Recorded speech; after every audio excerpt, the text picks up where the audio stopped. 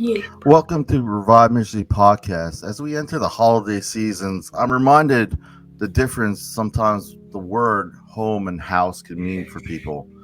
The holidays can be the hardest time for the year for people who may have people they've lost or no longer there. So today I have a new guest. His name is Bob Hayes. I've known him for a while. Thank you so much for coming on and sharing your insight. I feel like we were just talking before. I feel like we've known each other forever. so, Yeah. Well, thank you for having me, Robert. It's a privilege to be here with you. No problem. I always like to share with with those listening a disclaimer. If you are in crisis in the United States, please seek appropriate professional help. The 988 is a national suicide prevention lifeline currently. But wherever you are, I know that we have listeners outside the U.S. I encourage you to find what resources. I don't like to reinvent the wheel, but so whatever helped you before, whatever made you get out of what you're going through, I encourage you to find that. Anyway, Bob, I know people say it better than I do. I always say this. I use people's quotes all the time because I like to give note, and also it kind of hard helps us start the conversation about building a home. And I'll start here. George Moore says, "A man travels the world over in search of what he needs and returns home to find it." What comes to mind when you hear that? I remember. I think it cuts deep for me, but I want to hear what you hear from this quote. Well, it reminds me of another quote. There's no place like home. Yeah. And I think that's true for most people. There's no place like home. There's just something about it. That place where you find is a place of safety, a place of where you just enjoy being. Unfortunately, we know in the broken world that we're in, it's not always the case for everybody, and for a lot of people. But the thing that does come to mind, and the way I'm coming at it from a faith-based initiative, so the way God intended it to be was to be home, like that Garden of Eden, that place where people want to come back to. It doesn't mean it's a perfect home, but it's a place where people want to be. So there's no place like home. Yes, I agree. And it's there's a physical aspect of home or house, and there's also the not so tangible, like in our hearts and our minds. Of I could be miserable, Bob. I could go to Mexico and be miserable there too if I'm not happy, if I don't find some insight within myself. And obviously, just like Bob, I'm faith based. I do draw strength from my faith, but I do encourage all those who listen. This is how you say I don't proselytize with Revive Ministries, but I inspire hope. So in that regard, I treat it as like a medical missionary. So to continue the conversation, but I do appreciate anyone sharing what has helped them. And faith for me has helped me tremendously. There's another quote I want to share. It's from James Baldwin. He says, "Perhaps home is not a place, but simply an irrevocable condition." In the sense that the non-tangible aspect of home. What comes to mind when you hear this, Bob?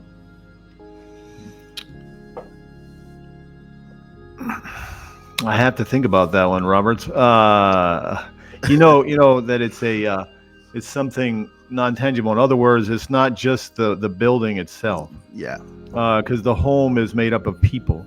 Yeah. And so wherever the people are is really the home. And so I think that's what he's trying to convey in that quote. And that's reality. Whether we're living in a mansion or whether we're living in a hut, it's about the people that are in it. And that's really what makes a home. Let's face it, we can have all the material things we want, but that doesn't necessarily going to make us happy. Yeah. What's going to make us happy is, like you said, being happy with who we are, and then imparting that to those around us.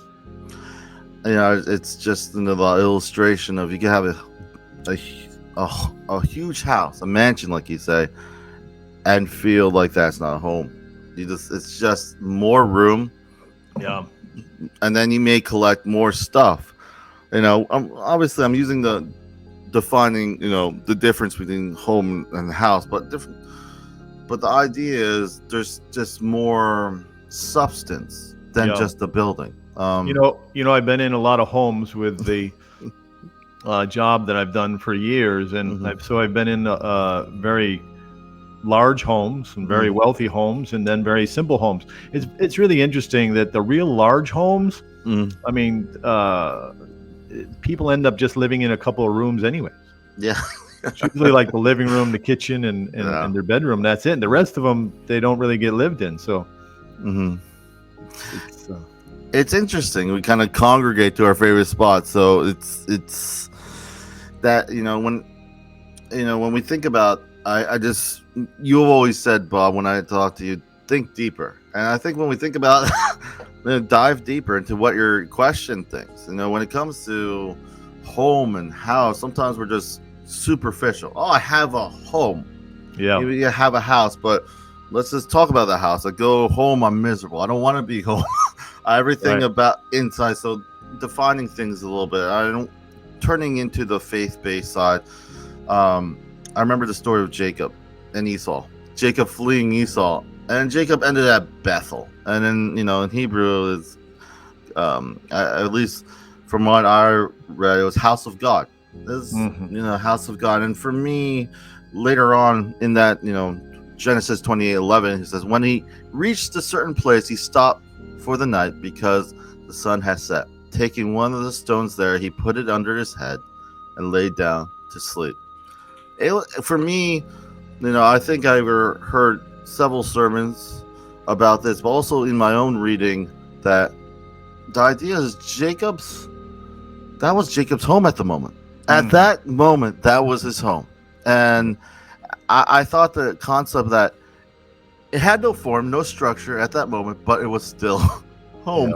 Yeah. So for me, I thought that was kind of inspiring because it forced me out of my comfort zone. Because sometimes we're like, this is a home, but you can see the happiest people, like you said, well, that we kind of implied. It doesn't need a huge house. It's the connections that also bring volume and substance to those homes. Hmm. I want to ask you, what is a home? The questions I sometimes ask when I read this passage is, what is a home to me? What needs to be in it to qualify as one? And why is that important? Why is this important? And all these questions just dive me more deeper to this whole concept of building a home. Being in the mental health field, what I realize, and a lot of times I stress with a home, is the environment is so important in healing.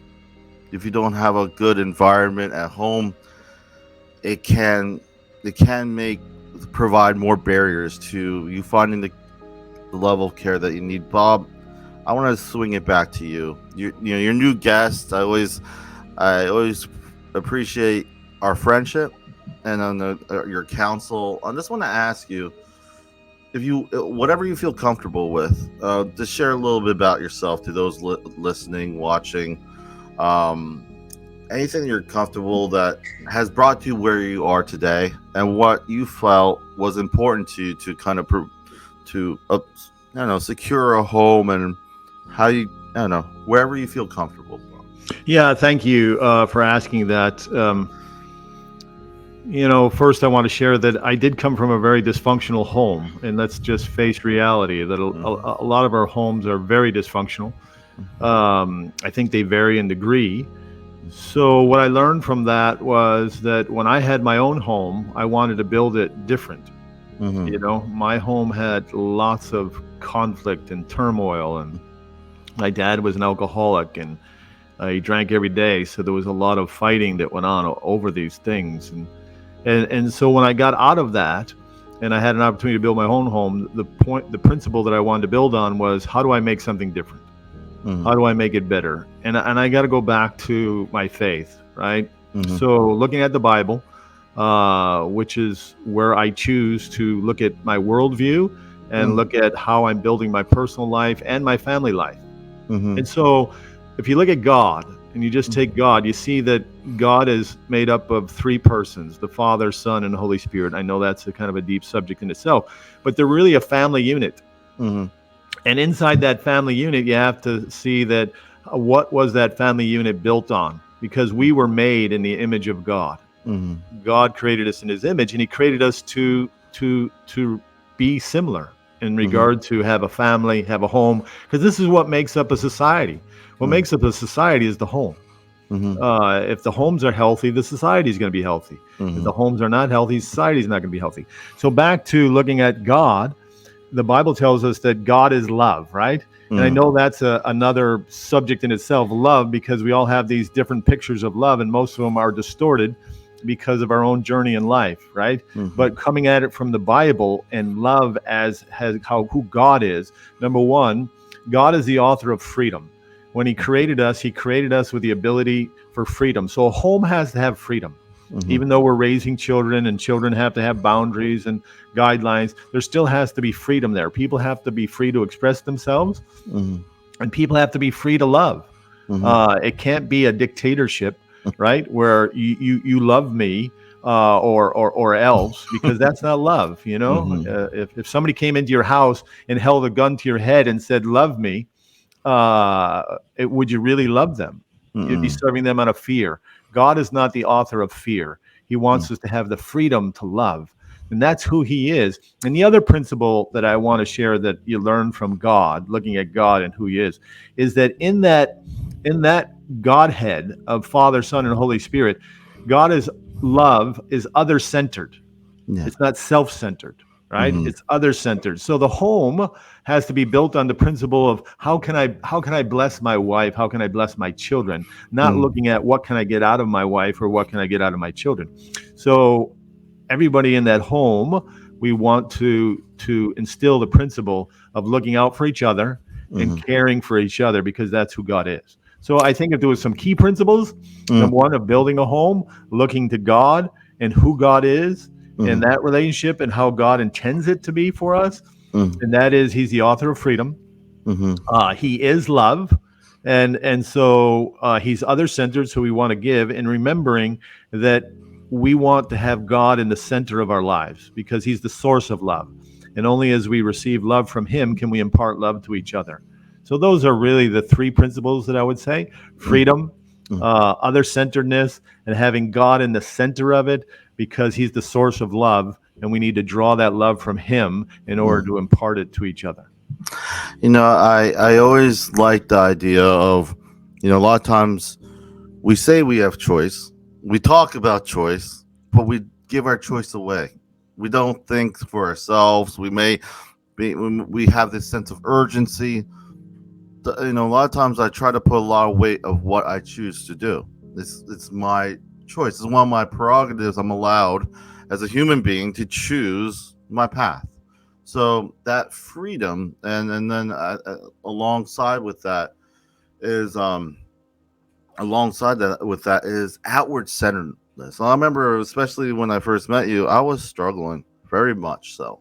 And one thing I did was was did something for someone else. I started doing the church, and one thing I did in the church was a sound. And I know I told this, I don't know if you heard this story, Bob, but when I did the sound, I did sound. I was pretty musical, but I also pretty not just musical. I did a lot of things in the back. I did a lot of, when I was in high school, I did music tech. I was just kind of immersed with it. I liked, all that stuff. So, but I didn't have my faith. I didn't have faith at all when I went to church. I just remember I just wanted them to be heard. So when the pastor was preaching, I didn't listen at all, Bob. I would just make sure the sound was good. Anyone was singing, I just made sure they sounded good. I remember people used to ask me, why do you go to church? Because they remember me like, well, I just helped them with the sound. I was so non-committal at first, but at the same time, I focused on not myself. I focused Mm. on outward, and that honestly opened the door to other things. And for me, it's a blessing because for me, it was not about obtaining a home or obtaining something. It was more, I just, I don't really understand this faith. I don't understand why people, and you're not going to like everything you wherever you go. But one thing I knew, even though I didn't understand it, I knew at the very least a lot of the people in there enjoyed to hear it. They liked it. My father was there. He enjoyed. So for me, that was enough. So I just made sure everyone could hear it. That was it. So at first, that was my journey through my faith, was just being outward to the idea that I don't need to understand every single step. Sometimes we feel we do. And I think it's kind of comical because I go back to Martin Luther King and how he says, you don't need to know the whole staircase to take the first step. Wow, beautiful.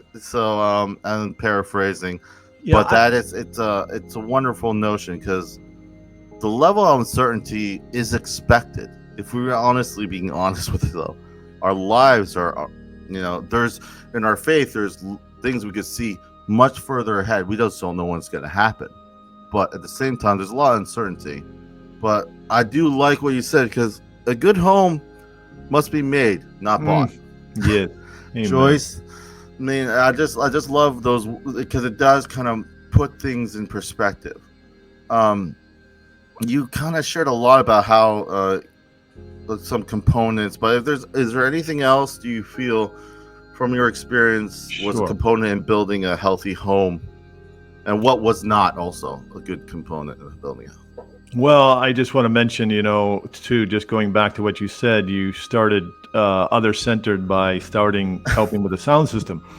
God designed us to receive, to give, right? Mm-hmm. To love and be loved is what every heart yearns for. Mm-hmm. So we have to realize that the freedom that God has given to us also comes with a responsibility.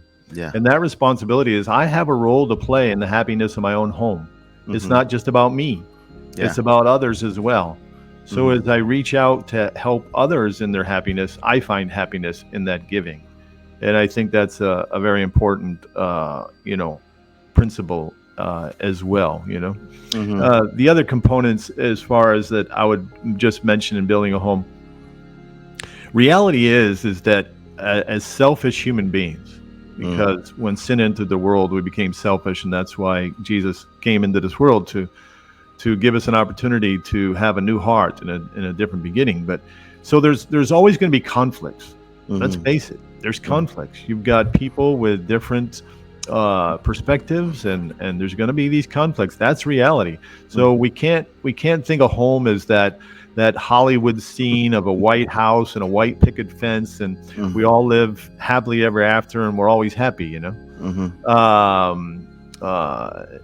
There's going to be conflict. So the key is how do we work out these conflicts? And I wish I had all the answers for you, because I'm still learning. I came from a home that was just full of conflict, so I'm still learning. But the key is seek to as best you can keep an open line of communication, right? No matter what it is, right? Don't allow the communication barriers to break down, because there's a little saying. It goes like this: good communication leads to understanding. Understanding leads to trust, and trust leads to love. So, communication's key in any relationship, right? Because it's help us understand each other, and then that builds trust, and trust builds love. Yeah. If you don't have trust, everything's shattered. You don't have love. Yeah. Right? In any relationship, talk about the home or any relationship. I totally agree. And a lot of times I laugh because a lot of times in my line of work, I people might have problems in the home or something for years, and they want a quick fix. Doesn't happen. Right. So allow the process to happen. A lot of times we don't even allow it to happen. One thing I've learned, and the lesson I learned, is you can't just maintain a home. You must also build it. You see this a lot, and not to sidebar, but in churches in general. In churches, just a model, because I'm used to it, a lot of times the model is to maintain it. And I think that's a good not point, to build Sorry, it. I'm gonna laugh. And for me, it's the same thing in the home, because we get complacent. We there's an idea of healthy tension. there's always going to be tension if we're realistic of our that life is this strain, but at the same time it's when you, for me, the lesson I learned is that it's a constant process, like you mentioned. It's not just, okay, I figured it out and I'm awesome. I used to say this, Bob, when this was 1 year after our marriage, me and Joanne. I would say, yeah, we just got, I've been married for 1 year. I'm an expert. I just, I say this to people who've been married for like much longer. I say as a total, just being sarcastic, because I know it's not the case. I know that the fact of the matter is I'm never going to really know. The thing is, a lot of people know things, but understanding is the key. Understanding how it fits in our lives. And I feel that's where the diving deeper, that's where, you ask the question, why do I go to church? Why is it so important for me to be this position in work or this position in church, or why is that so important? These questions are hard. This process is hard because it kind of reflects on yourself, and sometimes that process needs time, and a lot of times we don't give ourselves enough time. That's the lesson I learned. So it's sometimes taking away and building something. Things keeps changing when it comes to a home, whether it's yourself or anything you want to add. Yeah, I do. There's a scripture verse that says this: except the Lord build a house, they labor in vain that build it. So again, allowing God to be the foundation of your individual life and allowing God to be the foundation of your home life. And like you said, you have to be intentional about building it. It's forever growing and ever developing. And if you think you've got it, and you begin to die right there. It's just something that's continued to grow. It's like love. God intends us all to continue to grow and love and trust for each other in relationships, not just to come to a point where we remain stagnant and think we have arrived. But anyways, except the Lord build a house, they labor in vain to build it. Building on the principles of God. Again, like we have mentioned, freedom. If I'm manipulating and controlling my family, I'm not following God's principles. Yeah. I've got to give people freedom and not use those principles of manipulation, coercion, force. I'm not talking about in discipline areas of a child, but I'm just talking about in general. So we want to build on God's principles and enjoy the journey. And also I want to encourage that when you're building on that, when you wake up every day, think about the things you're grateful for. Yeah. Thank God for your home. Yeah. Thank God for your spouse. Thank God for your children. Even if you're in conflict, even if it's a difficult situation that you're in, thank God for it. Because we think the grass is greener on the other side of the fence, but it isn't. Yeah. Yeah. And I want to say this, that again, we've had our pictures of home life and what a relationship should be built oftentimes on fictional books that we've read or on movies that we've seen. And these things have planted images about what we perceive love to be, what we perceive a home to be. And oftentimes it's all a lie. There's these Lifetime movies, and I kind of get a kick out of a Lifetime movie because it's this love story, right? And it just seems like this beautiful story. And then the movie ends, and the next one comes on. It's got the same characters, the same people that played in the last movie playing a different love story, right? Yeah. So it's a story. And oftentimes we've got to realize these can be delusions. We've got to look at our realities from a scriptural standpoint of view. You mentioned Jacob. Jacob comes from a dysfunctional family. Jacob came from a family that had a lot of turmoil, but God was with him and God was guiding him and using him. So to think that our home is going to be free of these things, no. But when God is with you, there's going to be a grace for the moment. There's going to be his presence with you. He will bless your home. It's a choice, like you said, Robert. Yeah. We make choices and choices make us. Yeah. So we have to choose every day. What is my attitude that I'm adding to this home? And if I can have an attitude of gratitude and express that, expressing that to my family members, how grateful I am for them, it's God's principles. to Yeah. bring in love and caring and growing. But so let's not take each other for granted. Mm-hmm. Let's reach out Mm-hmm. and with gratitude towards those around us. And oftentimes, it's ourselves that need to change, and Mm-hmm. not necessarily the others.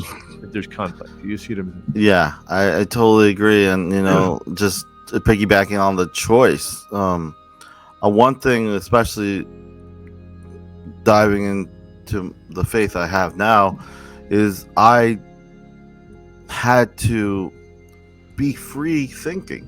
I couldn't just listen to someone and turn off my brain, even if it's the most inspiring sermon or message. I need to also be in control of my choices. So the fear I hear is, even those Lifetime movies that you mentioned, it's not, even if let's just say, for illustration, it is a nice story that we would like to, but it's not your story.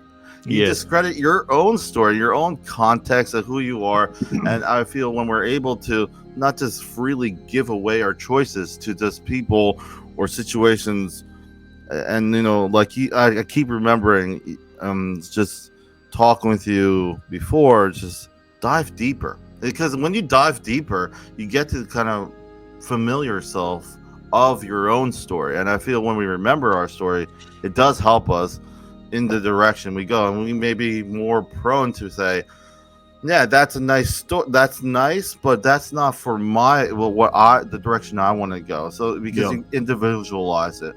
One thing I also want to mention is, whether you're faith-based or not, the fear of just keeping things as they are can erode the most pristine home.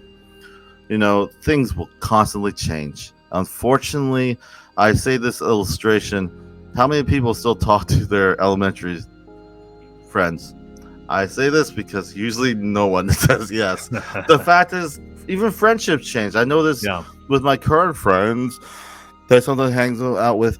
I still go to therapy, and one thing I noticed is, even though I'm doing much better and I've been through trauma therapy, one thing I noticed is, my therapist said the other day, I was having this conflict in my mind, and he said, "Robert, you had so many wounds.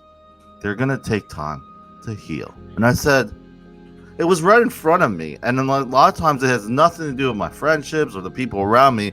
It's just wounds. Sometimes when you realize and define what they are, it's not because this person said this or I don't like how it's really just wounds. And me understanding, defining that, allows me to better adjust and change the direction and perspective of how I go about things. Mm-hmm. So, one thing, I'm going to go a little sciencey on you a little bit. I want thermodynamics. Second law of thermodynamics means hot things always cool unless you do something to stop them. Now, the reason I say this is the idea of entropy. Entropy it expresses a fundamental and simple truth that the universe, that disorder characterized as a quantity known as entropy, always increases. Entropy is the idea that entropy meaning out of our own death. Everything breaks down to its base. Like, as we grow older, entropy in this universe that we live in right now, entropy is a constant. And why do I mention this? Because I think it just kind of expresses the urgency, but also the that you have a choice to do what you want, how you want to build your home. Mm-hmm. The facts of life is, whether you're faith-based or not, the laws of thermodynamics tell us that there is a time when you get older and you will pass away. There is no way around that. So, not to get all, but I think at times, at least for me, when I took thermodynamics in university for, I don't know why, but the reason I say this is because it kind of puts things in perspective. Sometimes, astronauts are on the space center and they look down at the Earth and they see how small it is. For me, when I understand the reality of my life, it kind of puts perspective that I want to do better. Like you mentioned, your home and when you were growing up was dysfunctional. You want to do what? Better. As individuals, we want to do better, and it's not for our own selves or our own gains, for others, and that becomes part of our life, part of our story. And I know I've mentioned this and we talked about this, but the title of this month is Building a Home. And I know we talked in all angles, but as we kind of reaching the end, what does this title mean to you today, currently? I know you mentioned a lot, but building home means many things for everyone, like we mentioned. But why do you think it's important, especially today, building a home? Mm. Well, again, like I mentioned, God created us in His image, and God is love. We have this need inside of us to be loved and to give love. That's the way God designed us to be.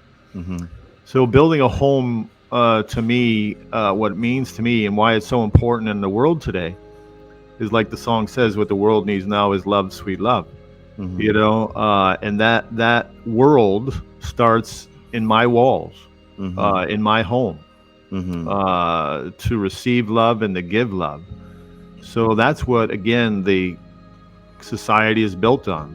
It's what your community is built on. It's what a church is built on. Yeah. If the church doesn't have healthy homes, it's not going to be a healthy church. Yeah. So again, what's it mean to me? We serve an amazing God. If people would give themselves an opportunity to see who God is and the beauty of who He is, and not often what's being conveyed through religion, because oftentimes that's a wrong picture of God. But if they give themselves an opportunity to see God for who He is, they'll see that He truly is love. And that love is irresistible. He knows everything about you. He knows everything about me, but He still loves us. And so God wants us to be the same with each other in building a home. That we know all of our faults and weaknesses of our spouse and our children. They know all my faults and weaknesses, but we still choose to love each other. Yeah. Because we are a home, and that's the way God designed us to be. And that love, that unconditional love, is that taste of a joy and a peace, knowing that in spite of who I am, in spite of my own mistakes and faults, there's people who love me. Yeah. So I want to encourage everyone to build their home on God and on His ways. And if you're not a believer, that's your choice. Again, we respect that, but the principle is the same. Build your home on love, on other-centered love.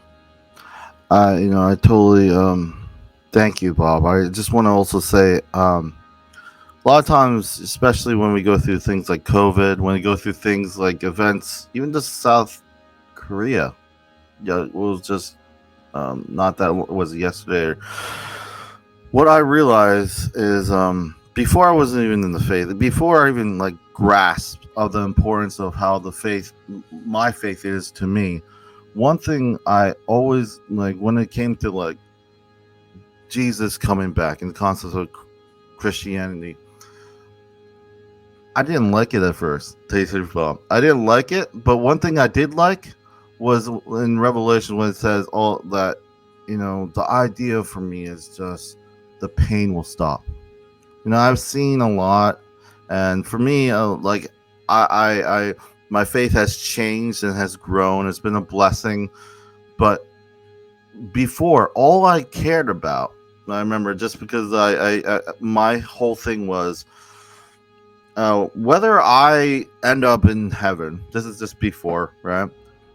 Didn't matter so much as long as I don't have to, like, those people who are in pain, those people who are suffering that I've seen, those people who've completed suicides, those people who've overdosed on, all that stops is enough for me at that time. And that was before I even chose to get baptized.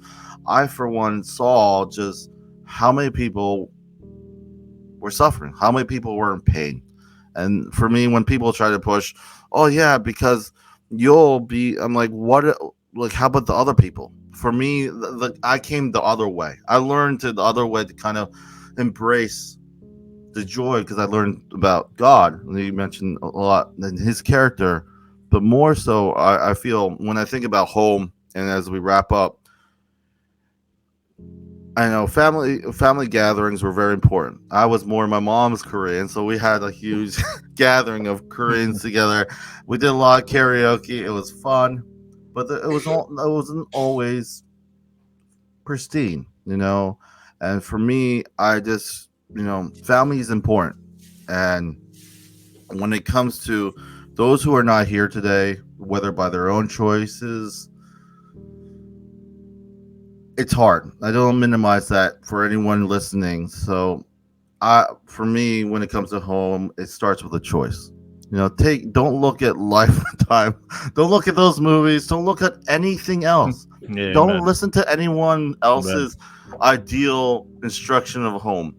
Look at yourself. Take time for yourself and say, hey, what's important to me? And the one thing I don't like about social media is everyone's on vacation, Bob. I don't know how they are all the time. I'm like, that's for me. It's not reality. It's not what's reality. important. What's important to me in the home is the people around, positive people, growing, and for me, faith based is continuing to be connected to God. So, with that being said, thank you so much, Bob, for joining us on this topic. I always say this to guests. I have this bad habit of asking you guys to come back. So don't be surprised if I do ask you, Bob, to come back. But I really appreciate you being on the. Yeah, it was a pleasure being with you. Again, I feel humbled because I feel very, very inadequate to speak on this topic, right? I'm not a professional on family life or anything like that. I'm just sharing with a journey. And may God be with you and all those who are listening in the audience. Yeah, and really, for me, I think I just appreciate every guest that comes on. No, not I can get every expert, and for me, it's more about I always say the problem may be complicated, the situation might be.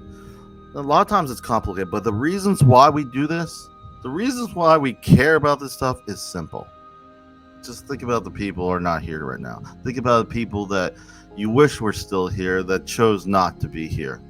So those are the things that for one, drives me. So it's not about experts, it's about continuing the dialogue that we like to shove under the rug. So I do appreciate you, Bob, coming on and sharing your insight. I just want to tell those who are listening to ReviveMinistriesFL.com is the website. You can find all the other platforms on there. This is goodbye from Revive Ministries Podcast, leaving you with this last quote. This Irish proverb, actually. The longest road out is the shortest road home.